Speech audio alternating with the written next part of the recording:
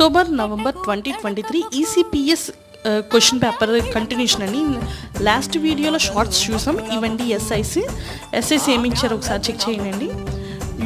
Use of ferrites in high frequency inductors, explain the colour coding of resistor with example and ఇంకా remaining questions ఇవన్నీ ఇచ్చారండి.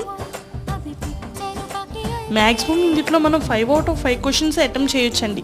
ఎందుకంటే మనకి ఇచ్చింది ఇక్కడ ఆర్ కదా, 2 క్వశ్చన్స్లో ఆర్ ఇచ్చారు. సో ఏదో ఒక క్వశ్చన్ ఖచ్చితంగా మనం అటెంప్ట్ చేయొచ్చు. అండ్ 10 marks క్వశ్చన్ కూడా ఒకసారి చూద్దాం.